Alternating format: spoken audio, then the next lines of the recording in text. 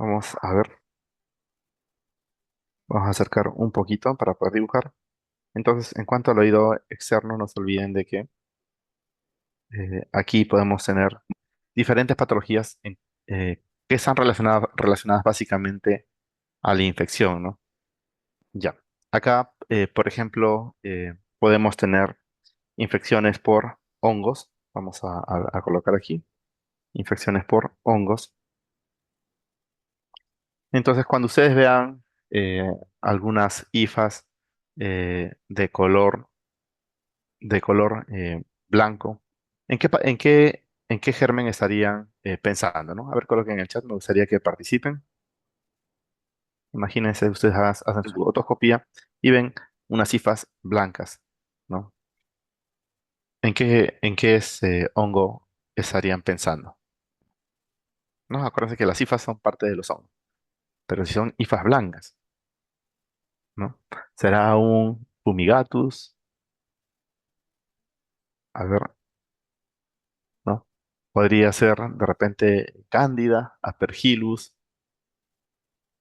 ¿no? ¿En qué pensaría? A ver, tenemos tres opciones. Supongamos que les coloque Cándida, Aspergillus niger y Aspergillus fumigatus. Y definitivamente es en Cándida, ¿no? Entonces, cuando yo vea hifas, y voy a colocar acá en mayúsculas hifas de color blanco, tendría que pensar en Cándida.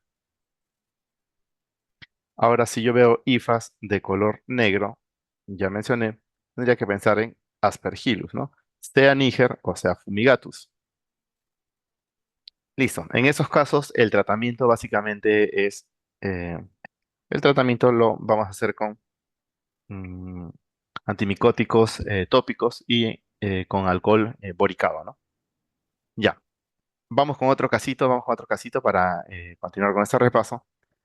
Tenemos un paciente que tiene dermatitis seborreica y de repente encontramos algunas algunas descamaciones en el conducto auditivo externo. El paciente es tratado con corticoides tópicos y responde muy bien. ¿En qué patología estarían pensando?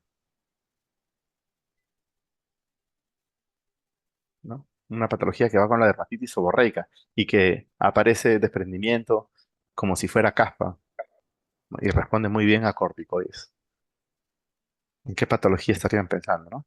Imaginen que venga esa pregunta en su examen, como ya venía, porque realmente ya han preguntado por eso de aquí, y estaríamos frente a una otitis externa eczematosa. Entonces, cuando les pregunten por otitis externa eczematosa, ustedes tienen que pensar en descamación. Entonces, ¿qué es lo que voy a buscar acá? Descamación. Si veo descamación, probablemente sea una eczematosa. Y tengo que buscar el antecedente, ¿no? Probablemente el paciente tenga una dermatitis seborreica. Dermatitis seborreica responde a corticoides. Y ya, una pregunta sencilla en cuanto a patologías del oído externo.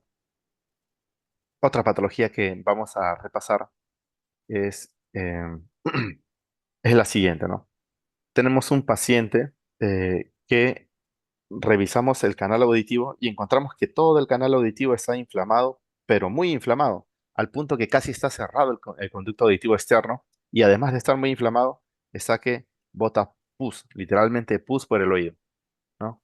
¿En qué patología estarían pensando en ese caso? Una patología muy agresiva, ¿no? Para que cierre todo el conducto auditivo de tanta inflamación y esté botando pus y pus y pus. ¿En qué patología?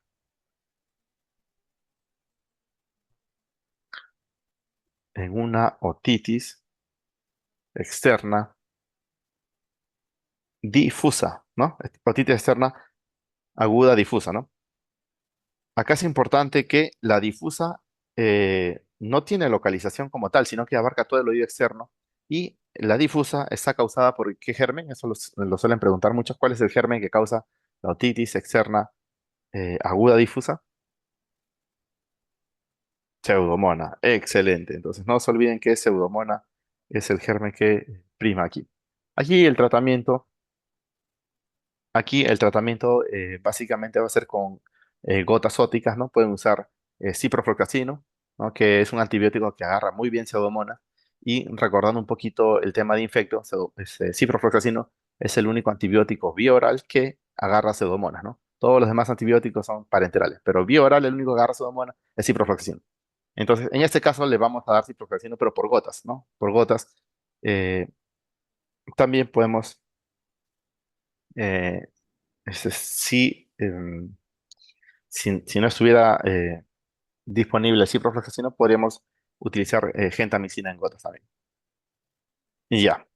Entonces, esa es la otitis externa aguda difusa, ¿no? Vamos a colocar aquí difusa en mayúsculas para que no fallen esa pregunta, ¿no?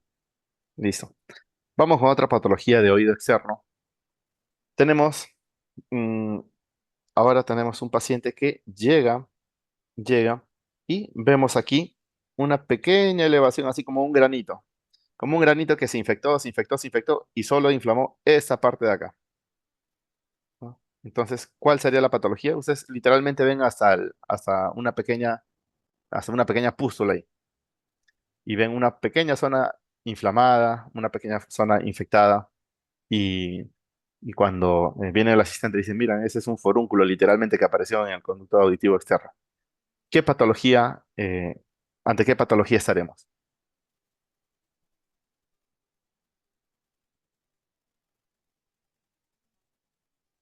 Estaremos ante una otitis externa localizada. Entonces, la localizada tiene que ver con un forúnculo y si tiene que ver con forúnculo, tiene que ver con Staphylococcus aureus, ¿no?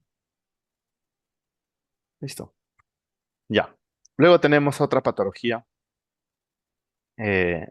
otra patología que no solo es difusa, sino que aparte de ser difusa, y voy a colocarla de color rojo, aparte de ser difusa, es agresiva, es invasiva, causa síntomas sistémicos, ¿no? Una patología muy fuerte de oído externo. Eh, ¿No? Y aparece usualmente en pacientes inmunodeprimidos, ¿no? ¿De qué patología estamos hablando? ¿No? Imagínense un diabético que aparece con el oído todo totalmente inflamado, con pus, y además la infección está llegando a tejidos blandos profundos, a hueso, está lesionando pares craneales. ¿Ante qué patología estaremos en ese momento? Estaremos ante una otitis externa maligna, ¿no? Otitis externa maligna. Y acá también la causa es Pseudomonas aeruginosa, ¿no? Pseudomonas aeruginosa. Ya. Entonces no se olviden que mm, la pseudomonas produce la otitis externa difusa, la maligna, y es la causa más frecuente de patología en el oído externo, ¿no?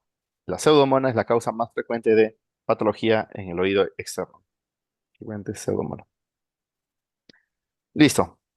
Luego, hay que recordar que en el caso de la maligna vamos a encontrar esta patología en pacientes diabéticos. Clásicamente encontramos lo que son tejido de granulación. Y aquí para la maligna ya no vamos a tratar este, ya no vamos a tratar con gotitas. Más bien aquí tenemos que hospitalizar porque es un caso grave, ¿no? Les digo que eso llega hasta el hueso y pares renales. Y vamos a dar tratamiento intravenoso, ¿no? En este caso, como es pseudomonas lo que vamos a tratar, vamos a usar ciprofloxacino, cipro o ceftazidima, ¿no? Son medicamentos que abarcan muy bien pseudomonas. Entonces no va a haber confusión aquí. Acá me olvidé mencionar que en el caso de la localizada donde había forúnculo, el forúnculo claramente no lo vamos a tratar con gotas, ¿no? Acá tenemos que tratar por vía oral, ¿no?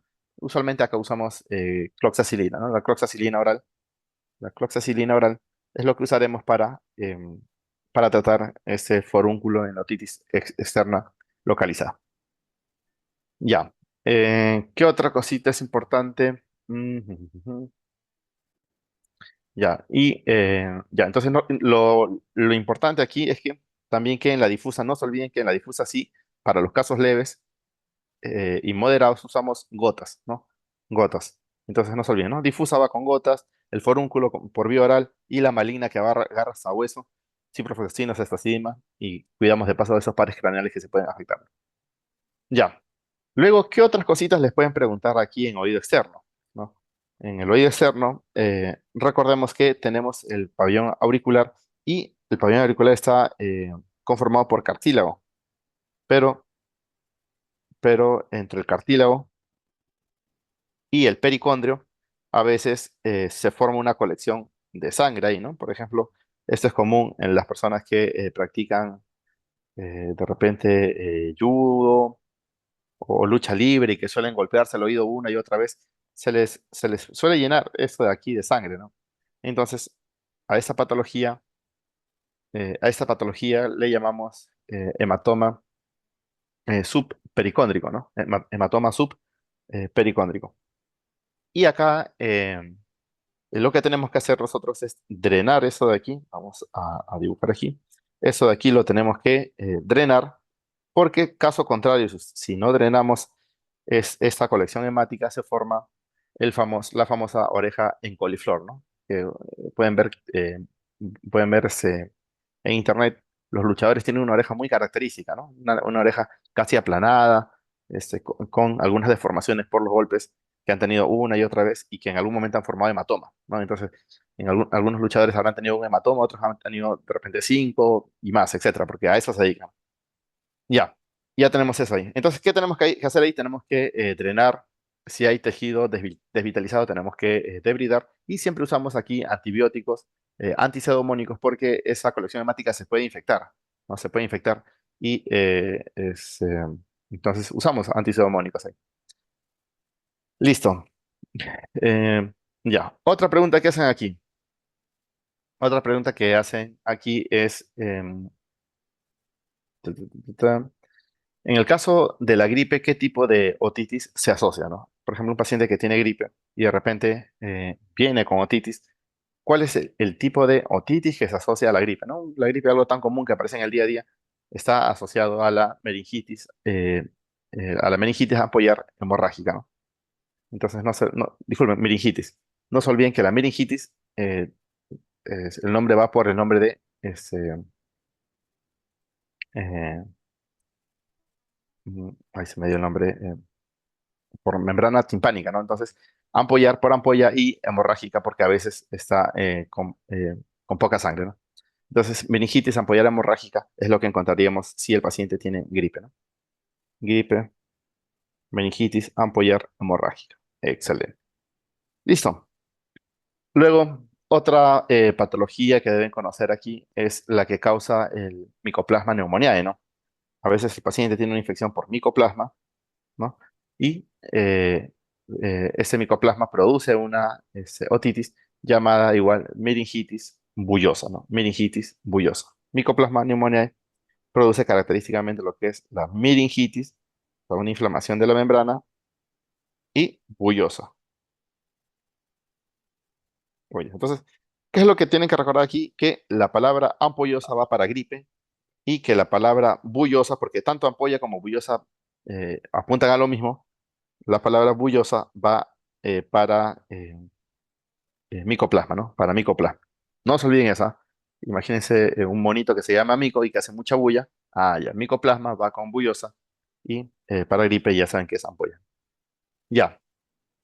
Otra cosa que les pueden preguntar aquí es el- el cáncer más frecuente que aparece en el oído externo, ¿no? Esa pregunta también es una pregunta sencilla, ¿no? Y es el carcinoma epidermoide, ¿no? En el oído externo vamos a encontrar como cáncer más frecuente al epidermoide. Epidermoide, ¿no? Porque claro, tiene un epitelio poliespecificado, simple, queratinizado, entonces ahí aparece un cáncer del mismo estirpe. Ya, y una última pregunta que les pueden hacer aquí es, ¿qué pasa cuando el paciente de repente en el oído, exactamente en la concha, vamos a dibujar esto, exactamente en la concha, aparece una pequeña zona donde encuentran eh, vesículas, empiezan a salir vesículas y vesículas en la concha, ¿no? Aparecen vesículas y vesículas en la concha y de repente al paciente se le agrega una parálisis facial, le duele mucho el oído, está, que no puede escuchar por ese oído y a veces hasta tiene vértigo, ¿no? Todo le da vuelta. Ya. Y ustedes ven y el paciente tiene un exantema, ¿no? ¿Cuál sería el diagnóstico ahí? Eso, este casito le pasó a un artista muy conocido, ¿no? Si mal no recuerdo, a Justin Bieber creo que le pasó eso de aquí, ¿no? El paciente tenía su parálisis facial y tenía sus ampollitas en el oído. Entonces, un diagnóstico fácil si es que uno ve el exantema, parálisis facial y esas ampollitas en la concha del oído. ¿Cuál sería el diagnóstico?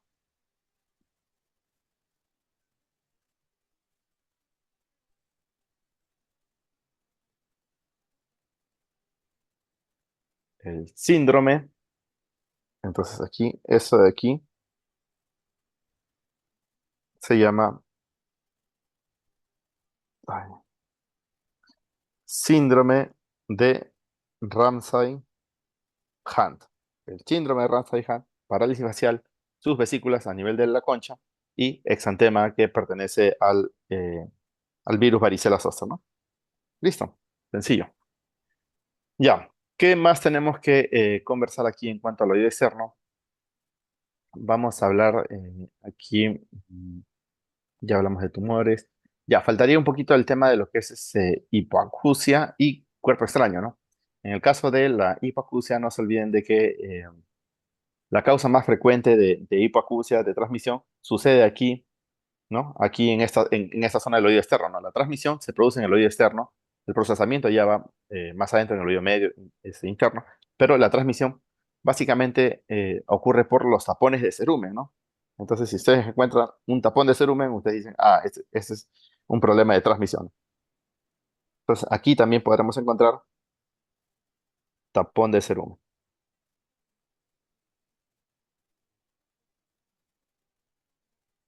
Ya, el tapón es de cerumen.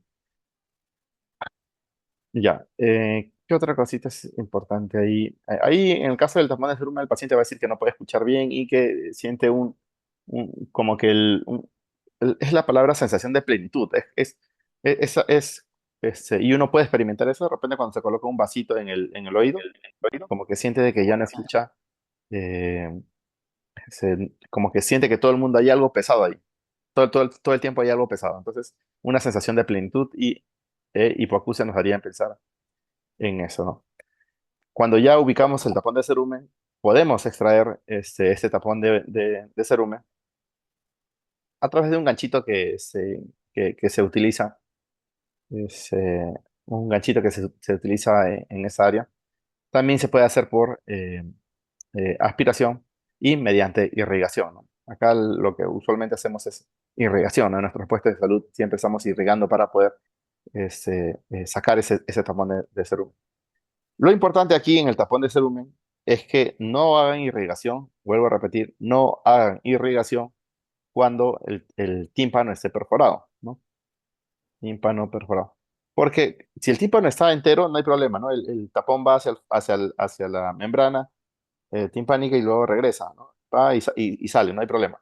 Pero si el tímpano está perforado, el tapón de cerumen se va más allá de la membrana timpánica y olvídense, ya hasta el fondo ahí hay un problema porque difícil de que saquen todo.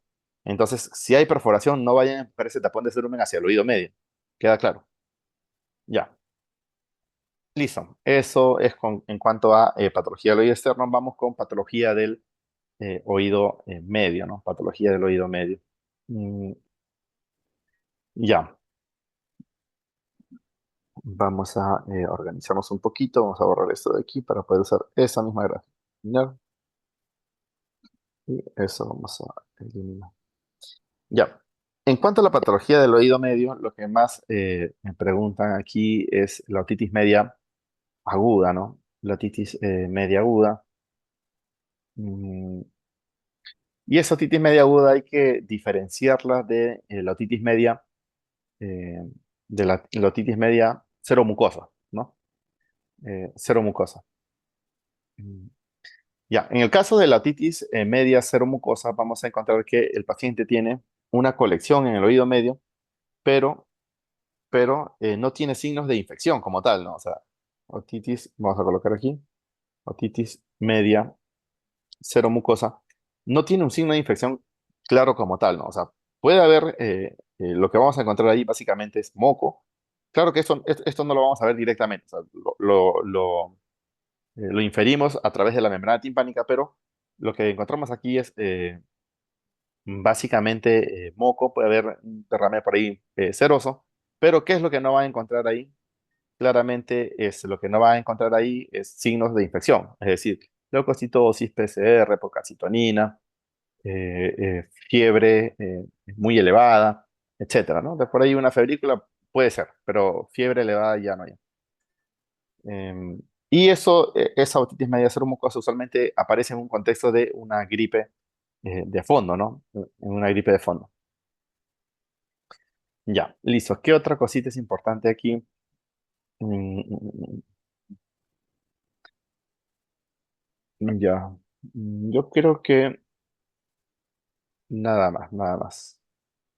Esa patología de otitis media mucosa no suele causar dolor, ya para que también la diferencien de la otitis media aguda, no suele causar este dolor, así que por esa parte no van a tener problema, y mucho menos otorrea, ¿no? Porque la otorrea requiere de perforación y este no es el caso, ¿no? Este es un caso básicamente donde se inflama la trompa de Eustaquio, se cierra y empieza a acumularse secreciones dentro del oído medio. Y ya, listo. Ahora vamos al plato de fondo para el oído medio, que sería la otitis media aguda.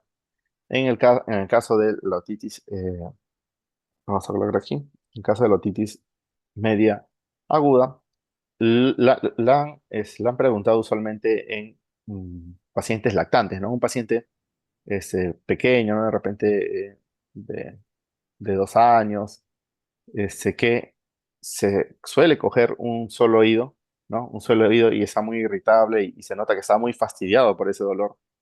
Y cuando nosotros revisamos por ahí, nos damos con la sorpresa de que ya el tímpano está perforado y estamos viendo secreción a través del oído, ¿no? Entonces, así es más o menos como se presenta la otitis media aguda. Ahora nosotros cuando examinamos al paciente, vamos a ver la membrana timpánica que está bien rojita, bien vascularizada y como el oído medio está bien lleno, está que bota a la membrana hacia el oído externo, ¿no? O sea, está bien abombada. Luego podemos ver signos indirectos de infección, por ejemplo, a veces encontramos niveles hidroaéreos, ¿no? Niveles hidroaéreos. Ya. Y el germen más frecuente aquí para la OMA, no se olviden que es el neumococo, ¿no? El neumococo, al igual que lo es para la sinusitis, igual que lo es para la neumonía, ¿no? Estamos hablando de gérmenes, de patógenos bacterianos, ¿no? Porque claramente todas las patologías respiratorias siempre son más frecuentes, eh, eh, siempre son causadas por un virus, ¿no? O sea, todas las patologías respiratorias, lo más frecuente es un virus. Pero si hablamos de bacterianos, el neumococo está encabezando varias de estas patologías, ¿no? Aparte del neumococo, ¿en qué otros patógenos deben pensar? Mm, Deben pensar en Haemophilus influenzae y Moraxella catarrhalis. Esto es importante porque Haemophilus influenzae y Moraxella catarrhalis no solo aparecen en goma, sino que también van a aparecer igual en la sinusitis y también van a aparecer en la neumonía, ¿no? Entonces, son patógenos básicos para nosotros poder elegir el antibiótico, ¿no? Ya después, de repente en un repaso de infecto, ya les voy a comentar, ¿no? Por qué vamos cambiando los antibióticos, por qué antes solo era amoxicilina, por qué ahora es amoxicilina más ácido clavulánico. Entonces, pero para poder elegir bien el antibiótico, tenemos que saber bien cuáles son los patógenos de fondo.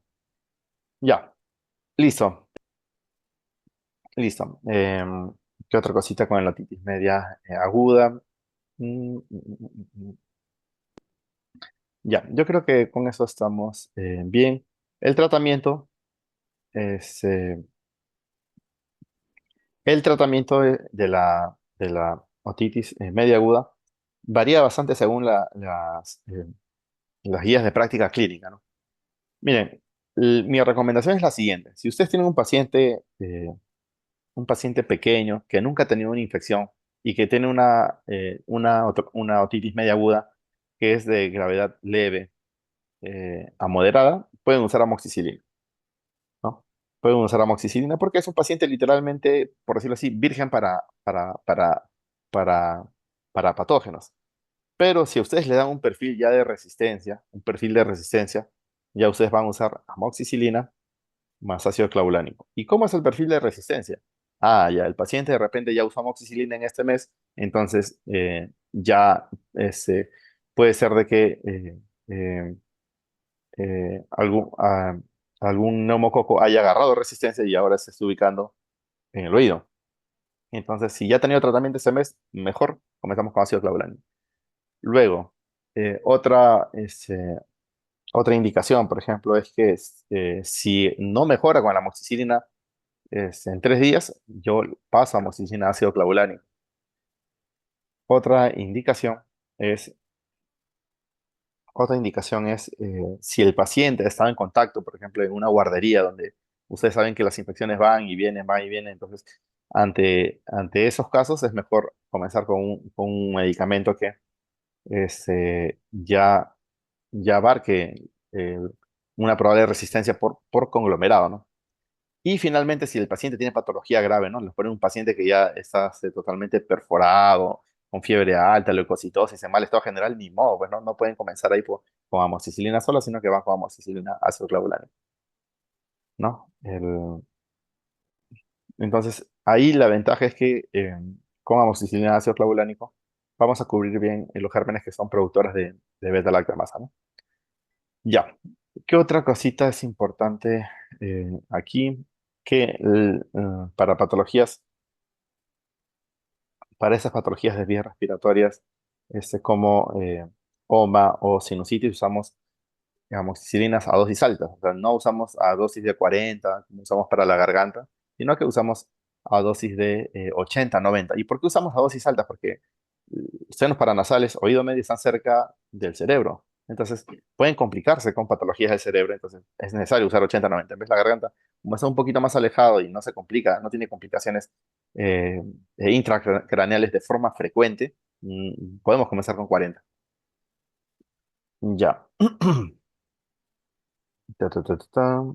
Mm, 814. Ya, y lo otro es que la dosis de amoxicilina comparado con el ácido clavulánico va en una relación de 14:1. Esto también es importante recordar, ¿no? La relación es de 14. Por cada 14 eh, partículas o partes de amoxicilina tiene que haber una de ácido clavulánico. Una de ácido clavulánico.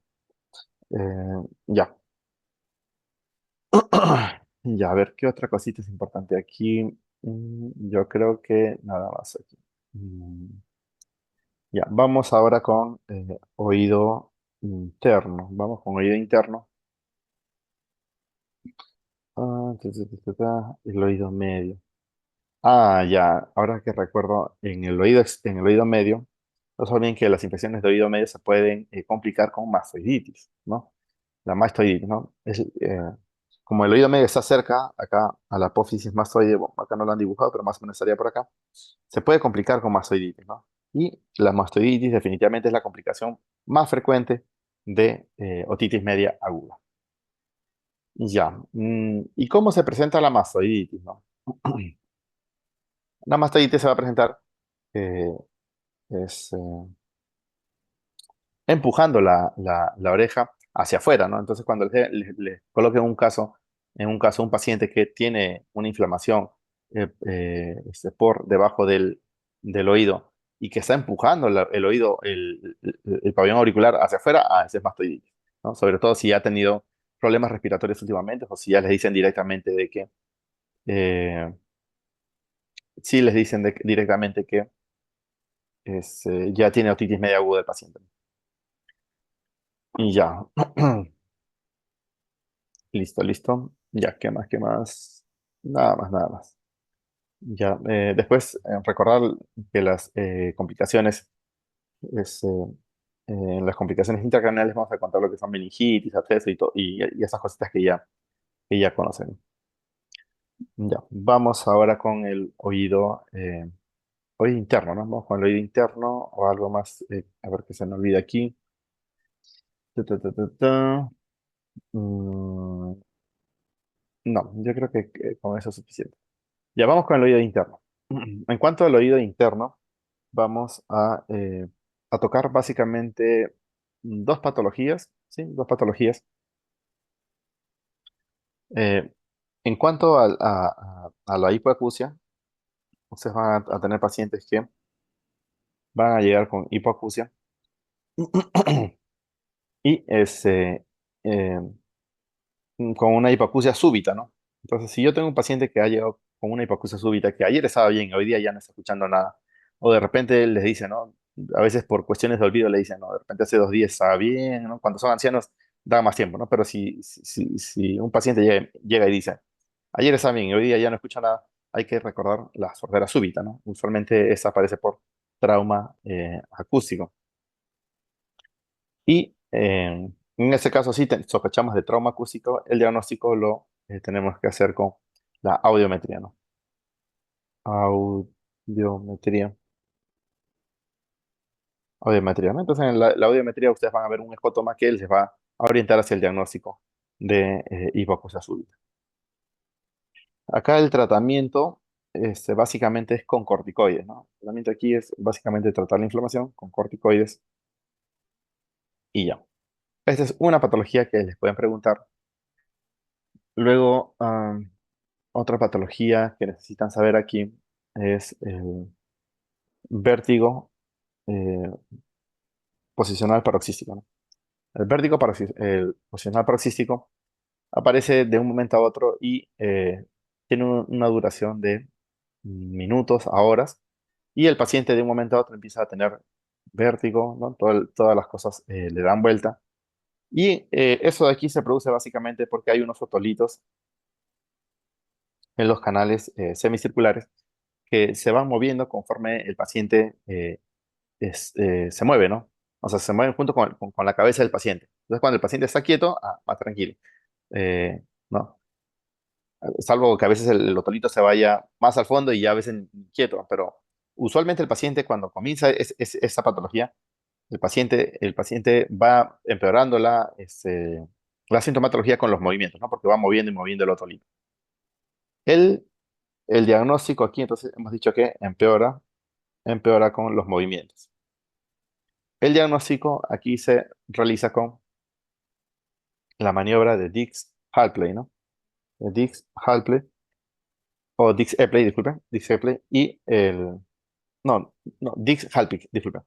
El diagnóstico se realiza con la maniobra de Dix-Hallpike y el tratamiento con la maniobra de Epley.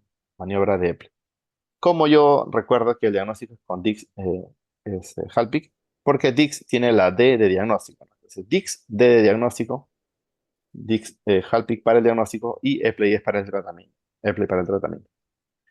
Ya.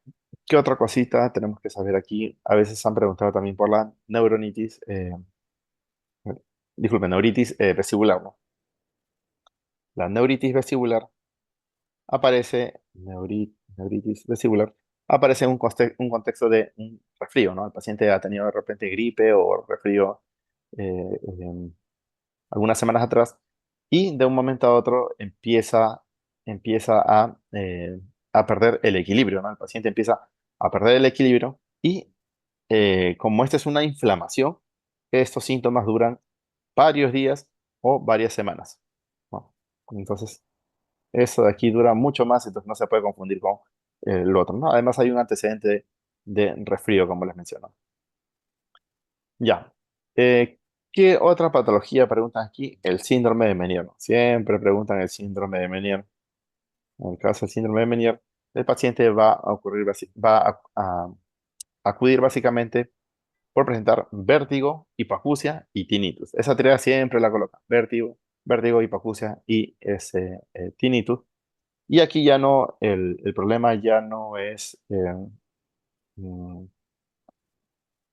el problema ya no es por un otolito como en el vértigo paroxístico, en el vértigo posicional paroxístico, sino que es un problema ya de cantidad de linfa que hay en los conductos semicirculares y de la calidad de la linfa que hay en esos conductos. Entonces aquí eh,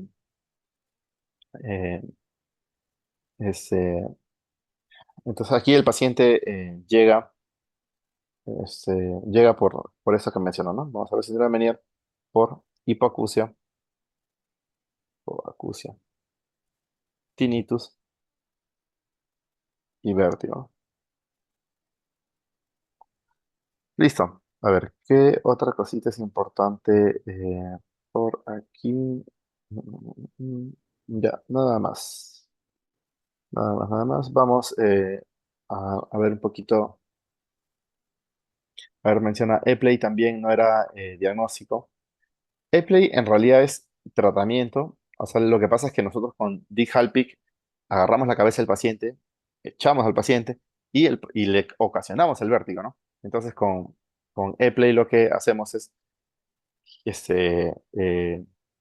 unas maniobras casi invertidas a la que se hace en DIG-HALPIC para poder solucionar el problema. O sea, después de la maniobra de ePlay, el paciente ya no tiene su ese vértigo, ¿no?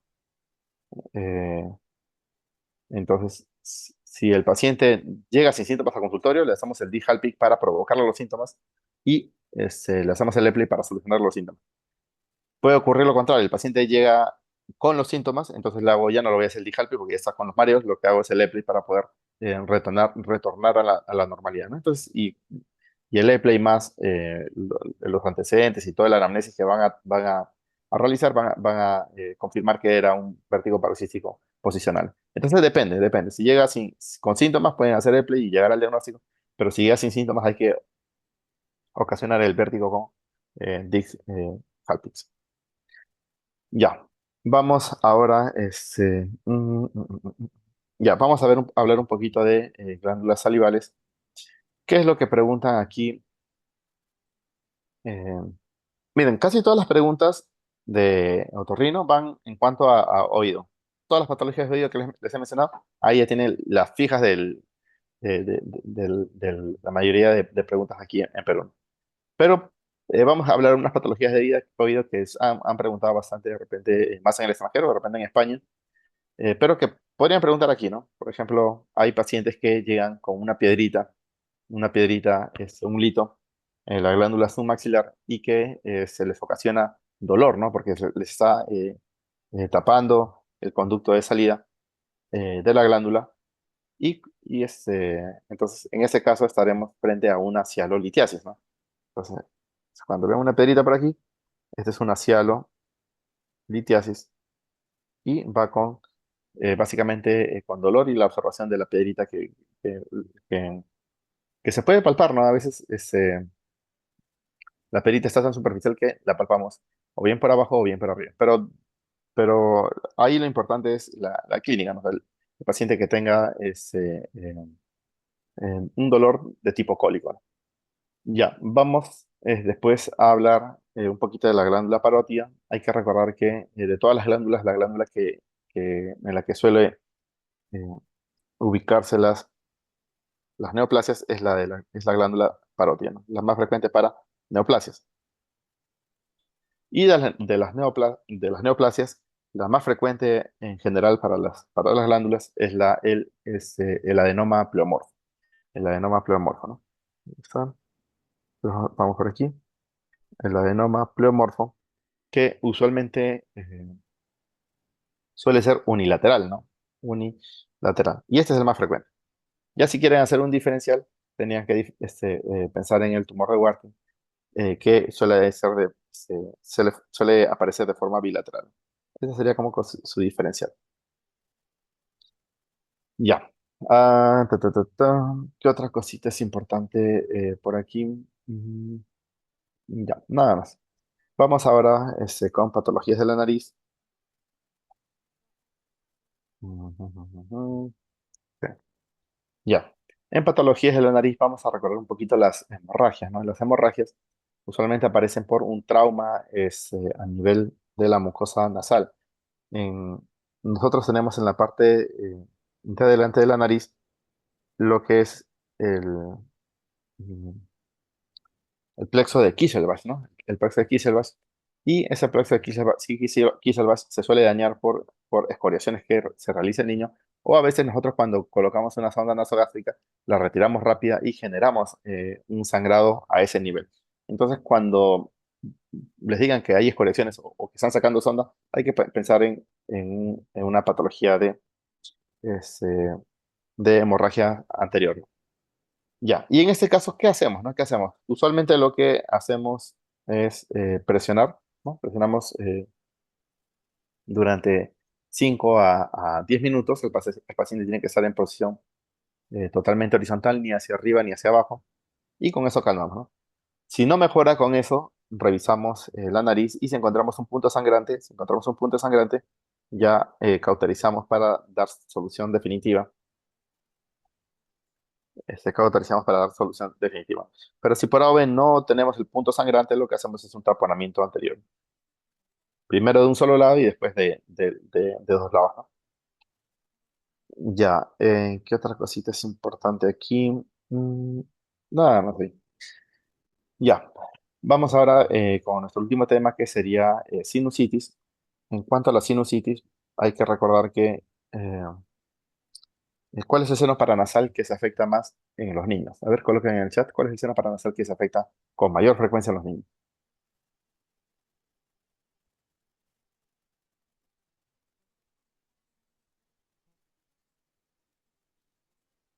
A ver, ¿qué dice?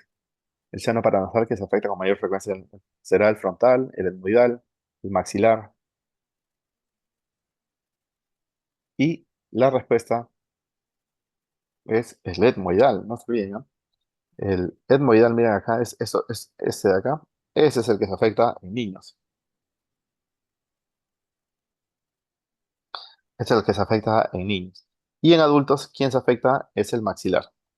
El maxilar, ese de acá se afecta en adultos. Listo, entonces la sinusitis no es otra cosa que la inflamación de los senos paranasales, ¿no? Los senos paranasales son cavidades aéreas que ayudan a dar resonancia pues, a la voz, ¿no? Si no tuviéramos esos senos paranasales, nuestra voz no sonaría tan fuerte. Y también sirven para aligerar también el peso del cráneo. Ya. Entonces, estos senos paranasales se inflaman, a veces se inflaman por alguna infección viral, alguna infección bacteriana. Yo voy a sospechar de una sinusitis, o bueno, ahora conocida como rinosinusitis, porque a veces no solo es los senos paranasales, sino también va a la nariz junto con la rinosinusitis viral. La sospecharé cuando el paciente tiene una, una clínica menor a 7 o 10 días, ¿no? Menor a 7 a 10 días. eh, Usualmente tiene una descarga transparente o mucosa.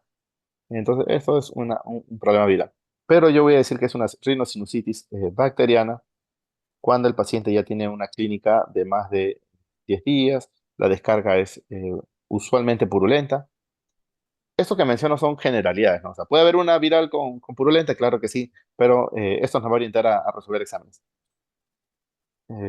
Purulenta, también vemos lo que es el empeoramiento. A veces el paciente estaba bien con su resfrío, todo, y de repente de un momento a otro de lo que ya había pasado la fiebre, empieza de nuevo la fiebre y empieza el malestar de nuevo. Ah, ya, ese empeoramiento tiene que hacerme pensar en una sinusitis, en rinosinusitis bacteriana. Y, mm, mm, mm, mm, y ya, listo. Ya, entonces eso me va a orientar hacia el origen, ¿no? Bacteriano o viral. Y los síntomas generales de la sinusitis son los siguientes, ¿no? Los síntomas clásicos es el famoso dolor de cara, ¿no? A veces el paciente refiere que le duele la cara, que tiene pesadez en la cara, o a veces nosotros palpamos los senos paranasales y desencadenamos el dolor. Entonces, dolor facial es un criterio mayor, ¿no? Luego, o dolor o presión también puede, o presión. Dolor o presión facial, ¿no? O presión facial. Listo. Luego tenemos que ver aquí lo que es la congestión. El paciente tiene que decir, no puedo respirar por un lado, no se me tapa un lado, entonces, tiene una congestión nasal. Luego el paciente llega porque tiene secreción purulenta. No, disculpe, descarga. La descarga puede ser anterior o posterior, ¿no? Entonces, el paciente llega ahí, está con moquito, ¿no? Que está botando por la nariz, o a veces está que traga el moquito, y cuando traga el moquito, vamos a ver que el paciente está tose y tose y tose. Entonces el paciente no sabe por qué tose. Cuando hace ejercicio no sabe por qué tose. De un momento a otro. Es porque el mosquito está yendo hacia el fondo y está irritando eh, la glotis, ¿no? Entonces la descarga anterior y posterior también es un criterio mayor. La anosmia o la hiposmia también son criterios mayores. Y finalmente la fiebre que me define una sinusitis de tipo aguda, ¿no? ¿No? Porque ese criterio ya no sirve para definir un criterio crónico. Luego, ¿qué tenemos eh, cómo tratamos la sinusitis? La sinusitis se trata eh, acá igual, ¿no? El mismo criterio, exactamente el mismo criterio que la otitis media aguda. Podemos usar amoxicilina en los casos más suaves, pero si tenemos ya criterios de gravedad, amoxicilina más ácido clavulánico por 10 días usualmente, ¿no?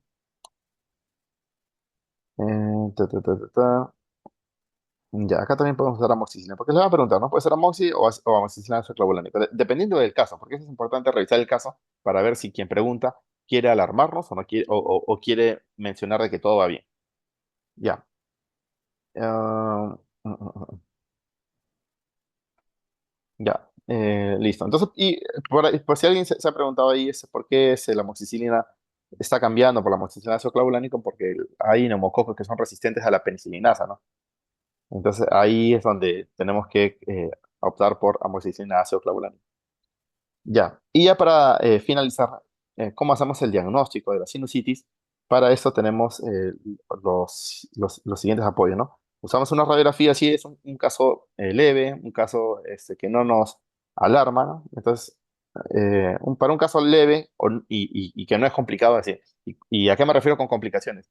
De que no tenga celulitis orbitaria, no tenga problemas oculares y que no tenga problemas craneales, ¿no? Complicaciones intracraneales. Entonces, si el paciente no tiene complicación orbitaria, no tiene complicación craneal o intracraneal, y el paciente es un niño, chiquitito acá, puedo iniciar con radiografía y la radiografía llega a ser el diagnóstico de elección porque tiene poca irradiación, ¿no? Tiene poca irradiación y es accesible y todo eso, ¿no? Entonces en los niños la radiografía es el diagnóstico, da el diagnóstico, bueno, es la imagen de elección, porque acá es importante. El diagnóstico de la sinusitis es clínico. Esto es importante, me había olvidado. El diagnóstico de la sinusitis es clínico. Si les coloca cuál es el diagnóstico de elección, clínico, a ojos cerrados. Pero si quieren pedir una imagen, o sea, si quieren colocar una imagen de elección para niños, una radiografía está bien. Luego, si quieren, si estamos frente a un adulto y quieren el gold estándar en imagen, el top en imagen, ahí usamos la tomografía, ¿no? La tomografía es lo mejor para ver los senos paranasales, el top, ¿no? Ahora, si ustedes quieren ver de repente eh, quieren evaluar las complicaciones las complicaciones de la sinusitis, ¿no? De repente afectó órbita y otras cositas, o de repente quieren planificar una cirugía, ¿no? Entonces quieren ver estructura así al 100% para planificación de cirugía, también uso la tomografía como top. Luego también tenemos lo que es la punción del seno paranasal, pero la punción del seno paranasal es invasivo, ¿no? Pero sin embargo es el gold estándar mm, para ver microorganismos, ¿no? Entonces el gol estándar etiológico, coloquemos así, etiológico, se realiza con punción sinusal. El detalle es que la punción sinusal pues, es invasivo y nadie va a querer que le estén punzando para hacer un cultivo, ¿no? Pero es el gol estándar para ver, eh, para detectar ya virus, bacterias específicamente en el lugar. Lo que no se usa acá es un cultivo de secreción, ¿no? Porque la secreción nasal va a tener la flora normal y nos va a dar, en el cultivo van a crecer patógenos normales y no el patógeno que está causando la sinusitis. Entonces, si vamos a usar, eh, van a usar un cultivo, tiene que ser con punción y no con secreción, que básicamente no aporta nada. Em, y ya, listo, con eso terminamos lo que es sinusitis, ¿no? Ya, que me olvido, a ver, ya.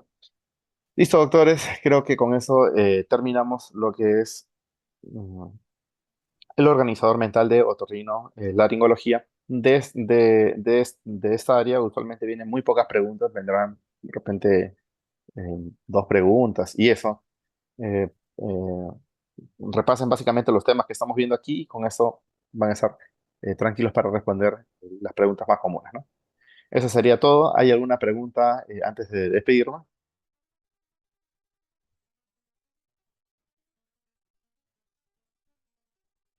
Listo, todo claro. Un fuerte abrazo, ya nos estamos viendo en una siguiente ocasión.